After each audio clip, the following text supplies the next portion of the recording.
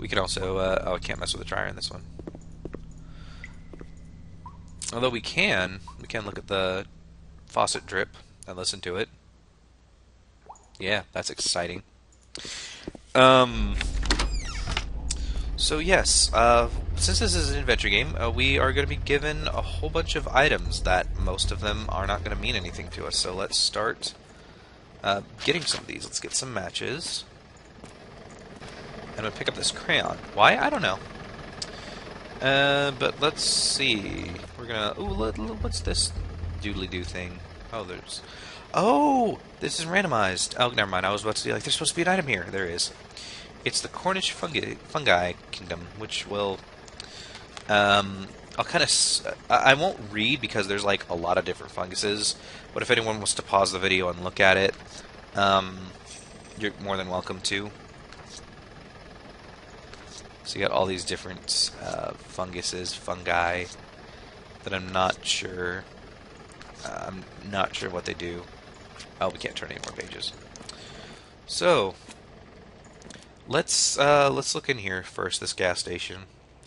There's CCTVs going on, cameras and everything. Now, before I go in here, I'm gonna let you know there's a character in here, a person, yeah, a character in the game in here.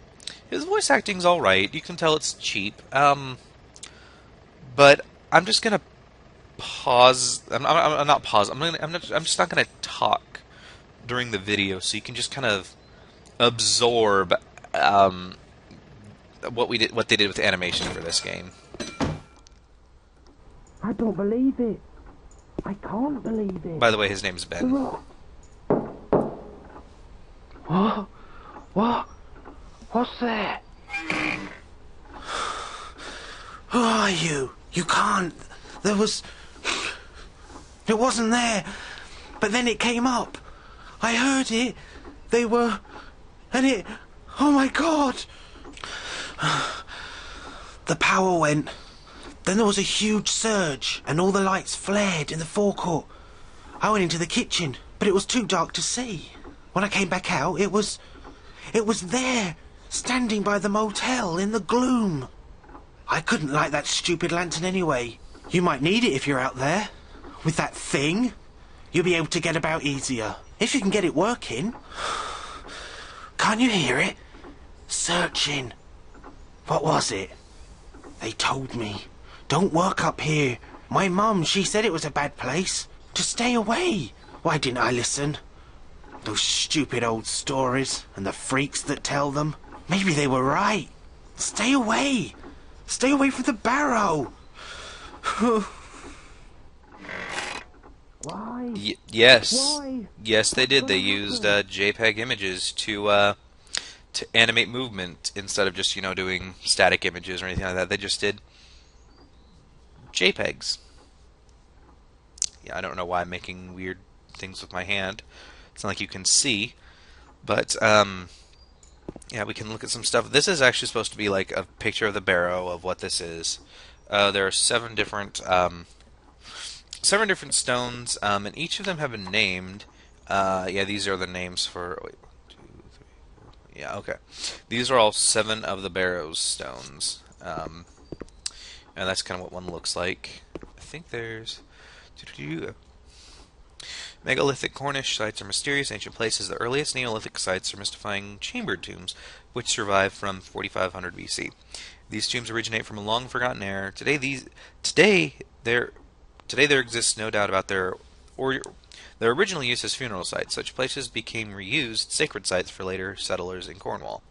During the later period of the Neolithic, 2500 BC, hedges were introduced to the landscape, large formed enclosures of earth. Shortly after, these sites were reused and augmented with the mysterious standing stones, or menhirs, and curious hold stones. Standing tall over the centuries, they have watched the landscape people, religions, and way of life change. Their purpose is debated and theorized to the present day. With the development of metalworking, the Neolithic era became the Bronze Age. A people known as the Beaker folk, named because of the beakers they left with burials, began to settle and trade across the already ancient landscape of Cornwall. With them came the first round barrows. The barrows were the burial and ritual sites of the Beaker folk. As the culture of the Beagle folk developed over time, so did the round barrows they left behind. By 2200 BC, their funeral burrows had developed different archaeological styles, which we recognize today. That's very interesting. You can read this. I'm not going to read it. It just kind of gives you a little research on the Barrow. Also, I don't know why, but there's fake food here that you can look at. Also, if you this is just a puzzle that it's not literally a puzzle, but if you solve it, you get absolutely nothing, and it's a waste of time because it doesn't do anything. Like, it's not like it's relevant to the story. I'll just kind of, real quick show you what happens whenever you do move everything out of the way. Yeah, see, it doesn't do anything. They don't lock into place.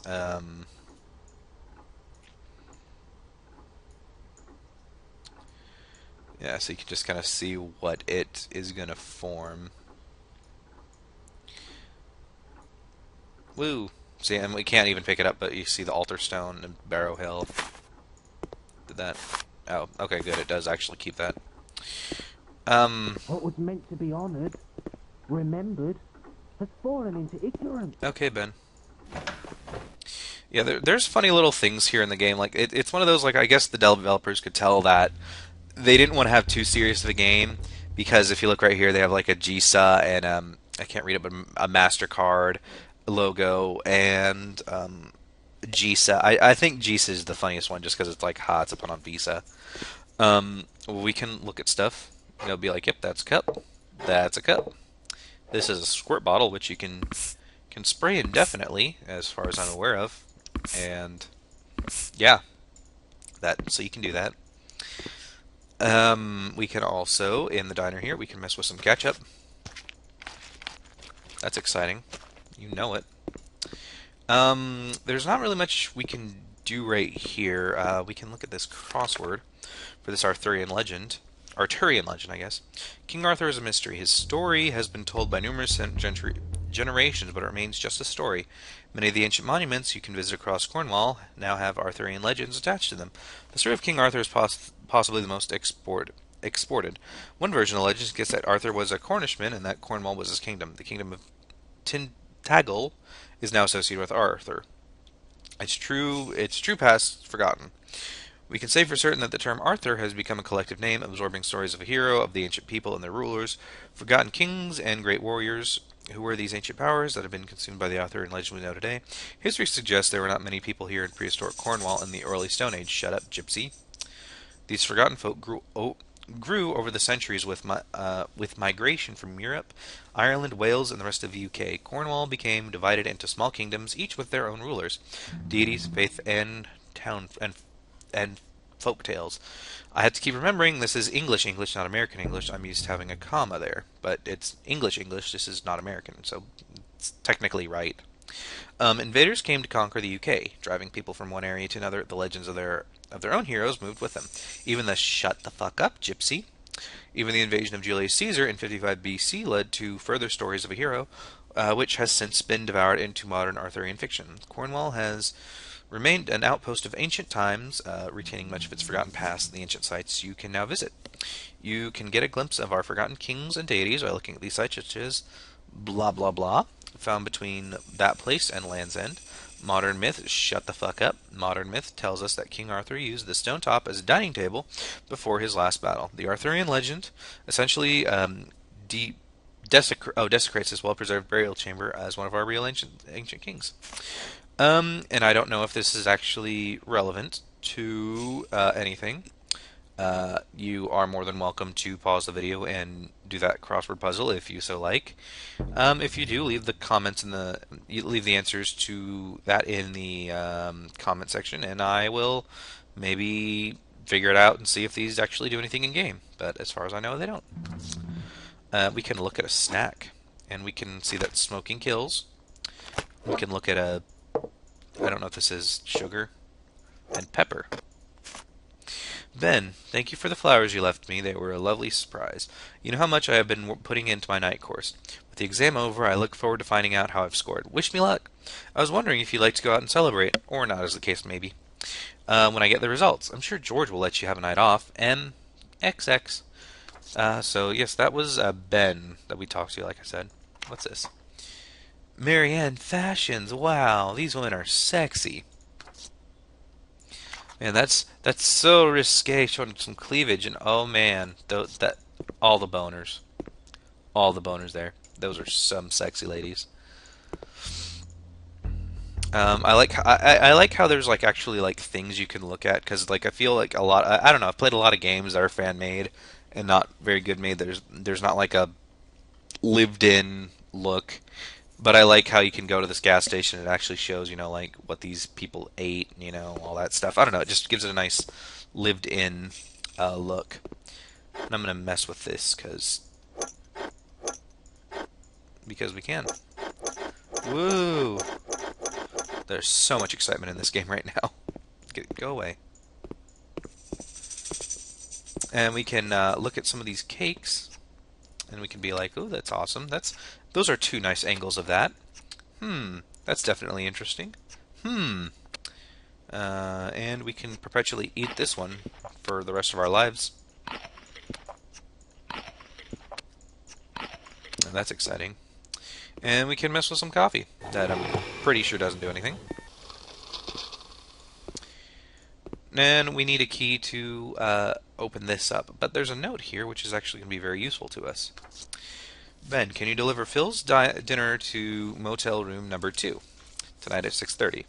By the way, I have a piece of paper. I actually have a spiral notebook and a pen in my hand to which I'm writing notes. Because the password, not the passwords, the combinations and stuff like that actually change each game. I've never gotten this, and I maybe started this game about 4 times. So, there you go. So, let's see. Room number 2, passcode.